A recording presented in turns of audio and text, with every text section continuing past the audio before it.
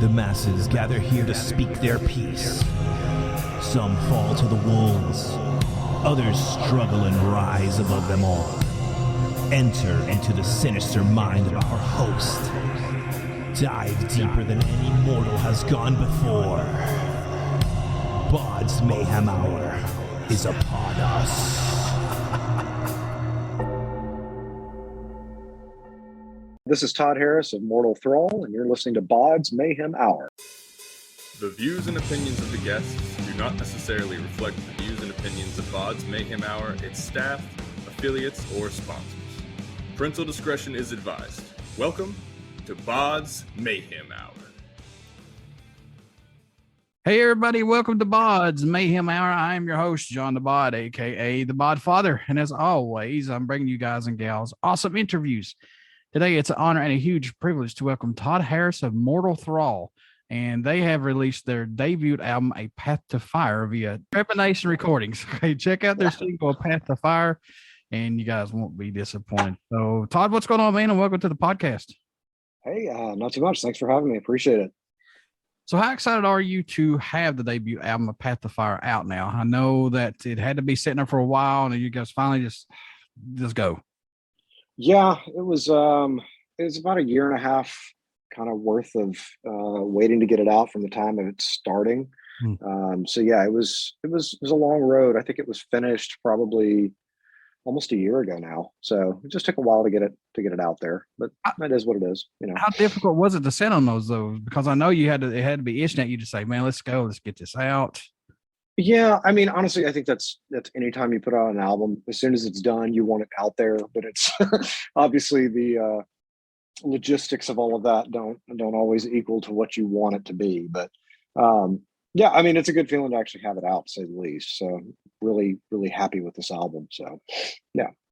What led the title track, A Path to Fire, to be the first track released off this album? What was it about that track that said that has to be the one that comes out swinging? For one thing, it was musically one of my favorites on the record. It was one that I was very, very pleased with in the writing process. But more importantly, because this is a concept record, that particular song really set the stage for the rest of the album lyrically. I mean, it's kind of it sets the stage for what's about to happen within the album. So yeah, it was kind of a no-brainer. Have to put this one out first. Are these all brand new songs, or are these songs that were left in the vault that you guys said this needs to go on? Let's talk about that a little bit. No, this was a completely new project, completely new material. I'm in Nashville, Tennessee again. I've been here most of my life actually, but right before the pandemic, about 6 months before, I moved out to Seattle for a year or so, or actually a little over almost 2 years. And you know, I left a couple of bands here, but when I got out there, and I needed a much needed break from playing, writing, all of it, because I was in 2 active bands and writing for both, and it was just a lot at the time. So I took a long break, and then in the middle of the pandemic, got really, I don't know, it was just like a wave of inspiration just sort of came over out of nowhere. It was like, okay, compelled to write, and so I started putting this thing together, not really knowing exactly where it was going, but it sort of wrote itself in a lot of ways, which is a really nice experience when that happens, because it doesn't happen often. So it's just one of those things that started flowing out, and yeah, that's kind of how it all happened. So was it your intention to do a concept album, or no, like you just said, it wrote itself, or is this something that you've been wanting to do for a long time? Well, it's honestly not the first concept record I've done. In the past, I was in a band called Battle Path for a number of years, and we've had a record called Empiric that, weirdly enough, was about a plague doctor. This was quite a few years ago, and needless to say, that sort of hit home a little bit harder once all of this happened. But no, I mean, it was just I started writing the music, and I got most of the way through writing the songs, and for whatever reason, I don't know why, I started researching and just kind of really delving into Renaissance paintings. And in the process of that, and honestly can't even remember exactly how I ran across it, somehow or another, I got led and found this particular story of Maria de los Lopez, Maria de los Dolores de Lopez. Can't speak today. And got really, really sucked into this story. And so it was weird because I was obviously writing all this music at the time. And then I found this, and it was just like a light bulb went off when I started reading about it. I was like, this is it. This is exactly what this record is going to be about. And then that proceeded to be several weeks of intense research of anything I could potentially find on this story, which the information is rather limited. So, but yeah, as soon as I ran across it, I was like, this is what the record is about. It was kind of immediate. Yeah, and when I was reading it, I thought that was pretty cool on this concept, because Maria de los Dolores Lopez, she was murdered by the church for heresy. Yeah.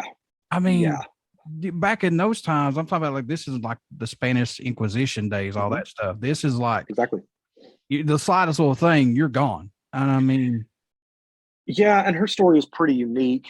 And it was literally one of the very last heresy trials for the Spanish Inquisition. She was one of the very last victims of it. But her particular story is really unique in the sense that basically she was used by priests, for a multitude of reasons, sexually, also because she claimed to have visions, and so they exploited that for some gain on their end. But yeah, basically they got caught sleeping with her because they're priests, they're not supposed to be doing that. So in order to save their own asses, they basically called her a heretic, and that's really all it took back then. I mean, you could claim someone's a heretic, and next thing you know, you're on trial for it. So yeah, I mean, basically she, from the time that she was unfortunately very young, was exploited by the church. And yeah, it just flew all over me reading it. I mean, it's a horrendous story. And, unfortunately, I feel like there's plenty of parallels to some things that go on today. So, and that's what sort of hit home. Yeah. And you go to church to be protected. You think you go to that place to be okay and nobody's going to bother you. And then that happens. It's like, what are we doing? Yeah. So, and, not to obviously get too political or whatever, but I understand. It is, it's something I felt very strongly that needed to be heard. The story was buried by the Vatican until like the early 1990s when it was uncovered. So, I mean, they were talking hundreds of years just sitting there, and no one really knew anything about it. So, yeah, I felt it needed to be told. Is this going to be in another sequence on another concept album for you guys, or is this album done and over with for this story? This particular story is probably, there's really nowhere to go with this particular story. Unfortunately, it very much is a final end. But yeah, Chris and I are talking about maybe where the next thing will lie, and I do sort of feel that a historical context is a good place to write from these days. I'm enjoying it. I feel very comfortable in that space.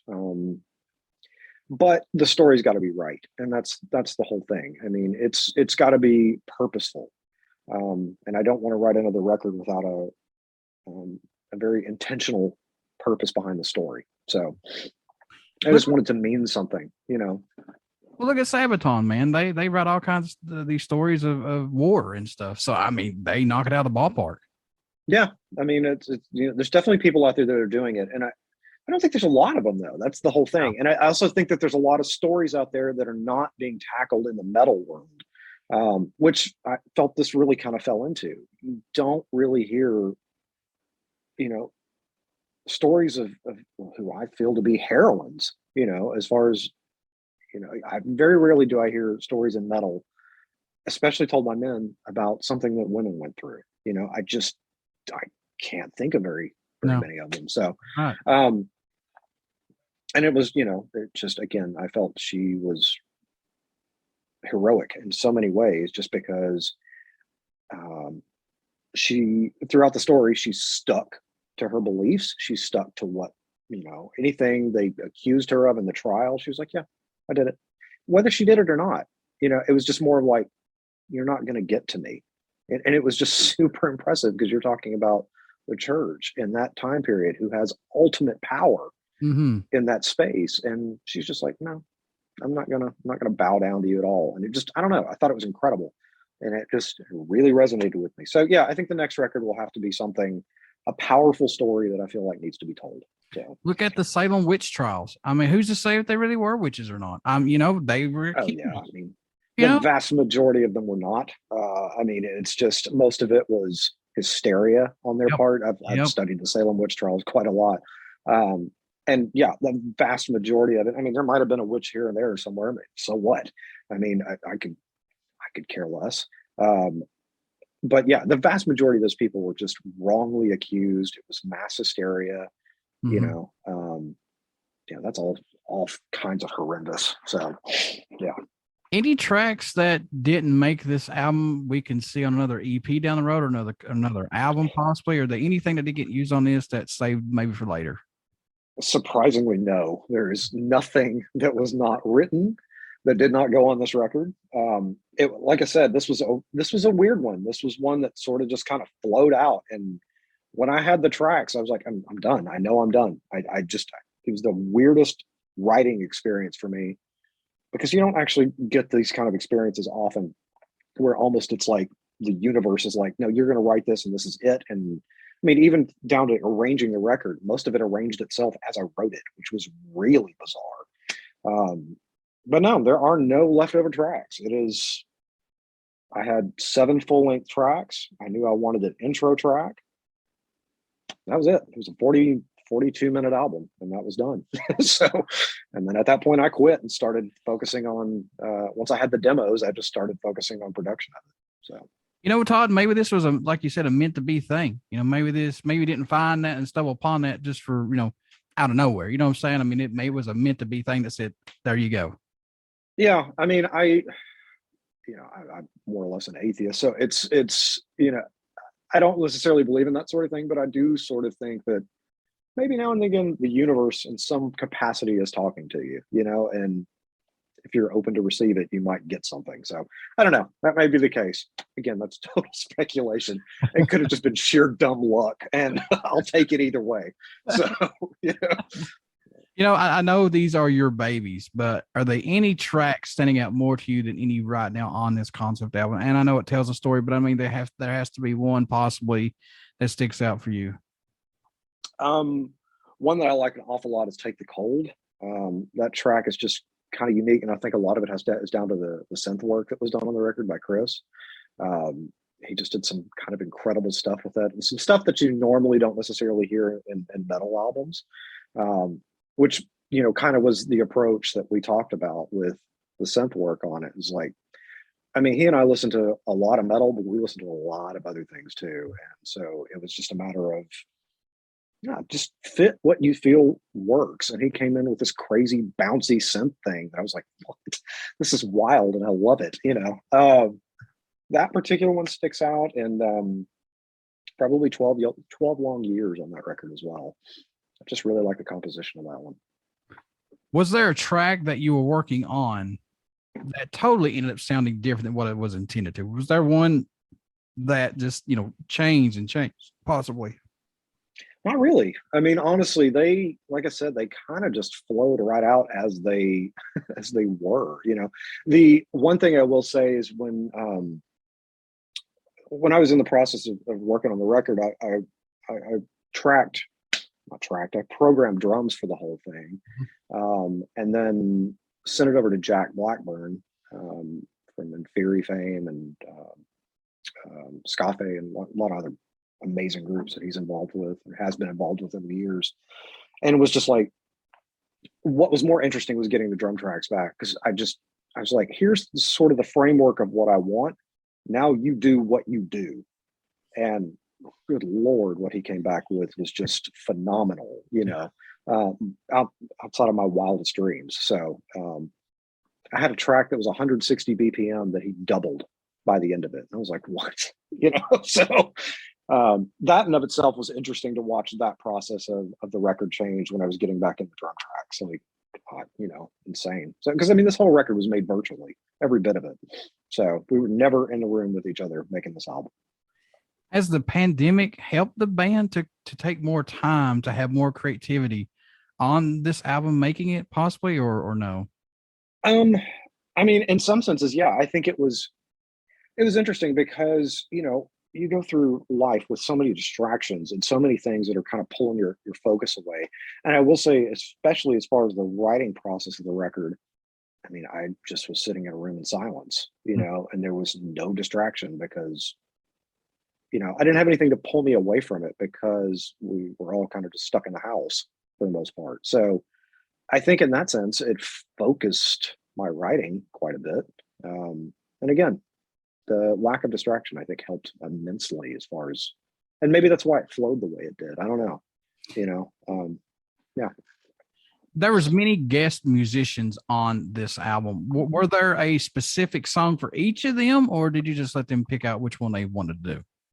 No, I specifically asked for certain things in certain places. Dylan Hawes-Glynn, who is he's been in a band called The Most Amazing Century of Science around here for many years. They're currently they've changed the name recently and started calling themselves a Legalizer. Great band.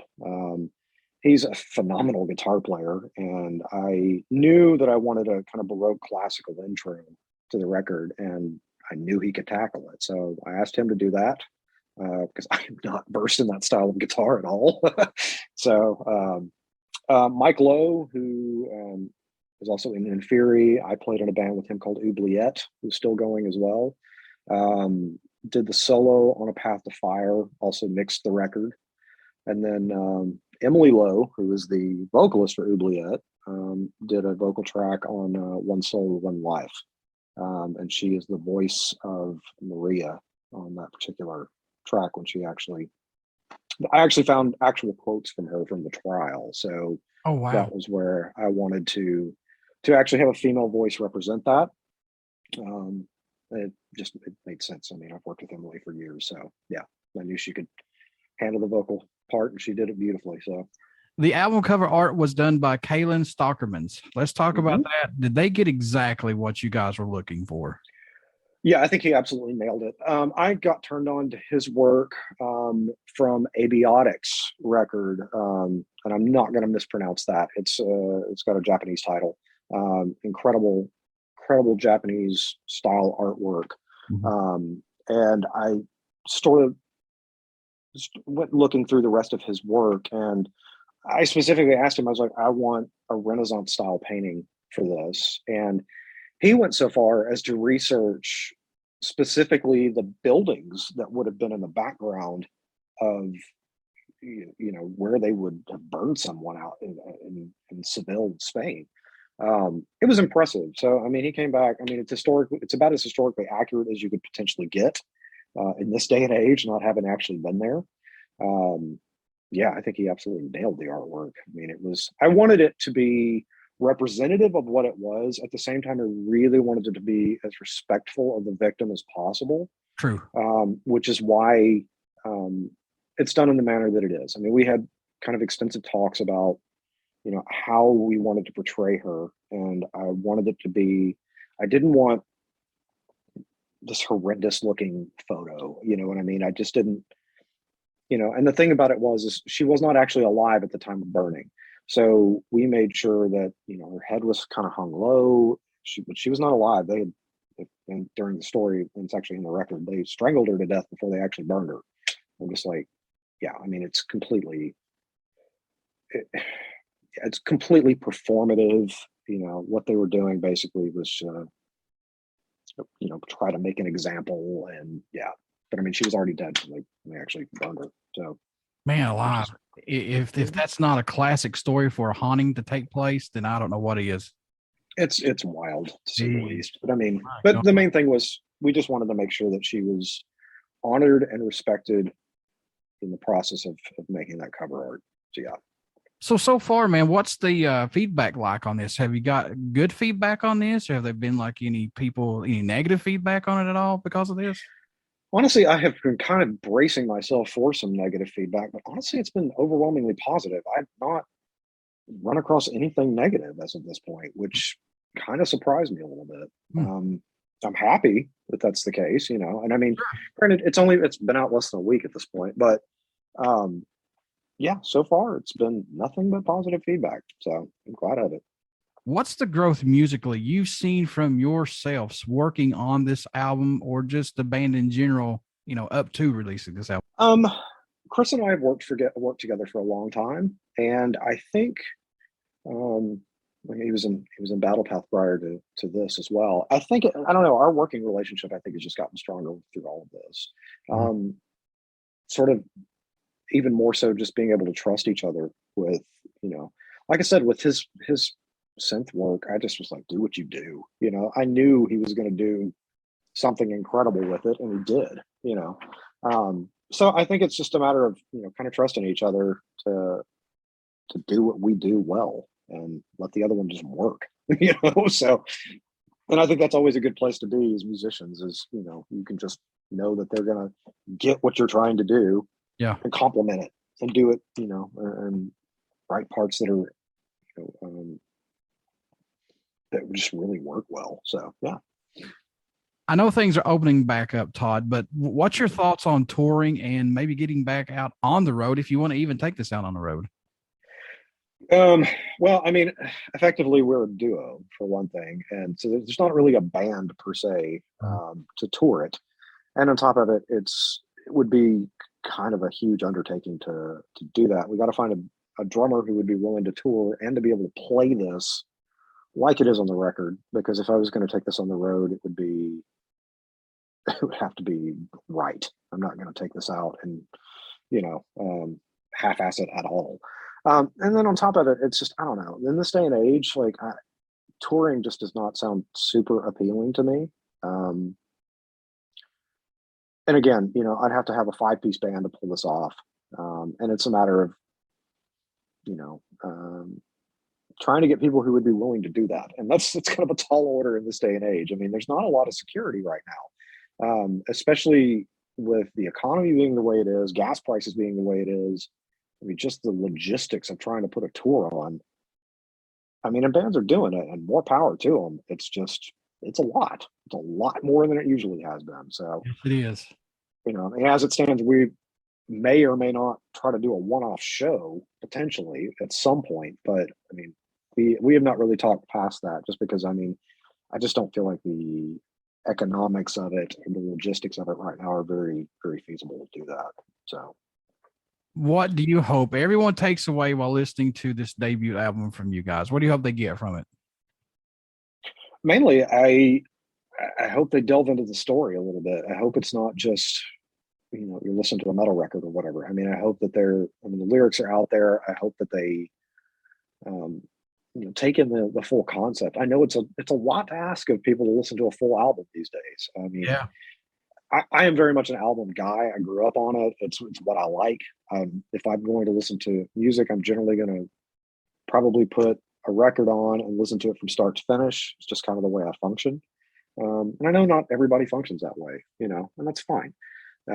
My hope is that, being that it's a concept album in this day and age, that someone will just put it on from start to finish and just enjoy it, and maybe find the lyrics and read them, while it's going on, just to get the full depth of what was trying to be accomplished. Yeah, for sure. I know you had a lot of music growing up, and I know you still have a lot of music to this day that you listen to. Oh, yeah. But do you still have a go-to album or song maybe that you find yourself going back to that you have to listen to possibly from time to time?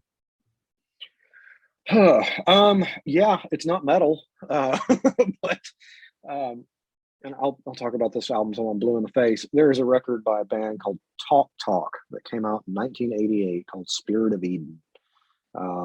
That is just, I think, quite possibly one of the most perfect things ever recorded. It is, it takes patience, and it's not for everybody. I will say that it's more of a get in a room, turn off all the lights, put it on, and just let it take you on a journey. So again, not remotely heavy at all. It's actually really pretty chill, but It's just, I don't know, it's a unique album. They spent a long time recording that record, and the results I think are kind of masterful. So, you know, that, I don't know, either that or Bathory's Blood, Fire, Death or something. So, which is also a go-to, or, you know, Celtic Frost to Megatherion. Those records are always go-tos. So, but that's cool though. You see a metal guy who likes a different style of music that you never think they would like listening to. You know, I love seeing that. oh yeah, I mean, it's honestly my taste is all over the place, like literally all over the place. I can find something in any genre I like. So. All right, Todd, my friend, how can folks stay in touch with Mortal Thrall? Pick up this debut album, A Path to Fire, all the good stuff with Mortal Thrall. How can they do that, sir? Yeah, easiest way is mortalthrall.bandcamp.com. CDs and cassettes are available there. Obviously, digital download if you want that as well. Digital download comes with the purchase of CD or cassette. Also, Instagram at Mortal Thrall, Facebook, facebook.com/Mortal Thrall. Before I let you go, good sir, would you care to do a promo for my show? Sure, absolutely. This is Todd Harris of Mortal Thrall, and you're listening to BODS Mayhem Hour. Everybody stick around. We got some great stuff coming up. You only hear these interviews right here on BODS Mayhem Hour. Please go check out our Facebook page. It has our podcast link and our YouTube link. And please subscribe to the YouTube link because we got a lot of great stuff coming down the pipe. And I don't want you metalheads and punk heads out there to not miss any of this stuff because it's great stuff. Also, please check out Mortal Thrall. Pick up their debut album. I keep wanting to say EP. It's a debut album entitled A Path to Fire. Check these guys out. You won't be disappointed. And I want to thank my affiliates, Metal Incorporated, Forum Obscura. Like I said, Forum Obscura is a magazine that has like obscure art, bands, everything in it that I'm sure you guys and gals out there love. And also to my other affiliate, Diary of the Madman, the Ultimate Ozzy Osbourne podcast. Check those guys out. Josh and Dan, they do phenomenal work as well. Anything and everything about Ozzy, trust me, they know. Shoe size, anything what he's done, they know. But Todd, thank you so much. And I wish you guys nothing but the best on this from here on out, man. Great. Thank you so much. I appreciate you taking the time, to say the least.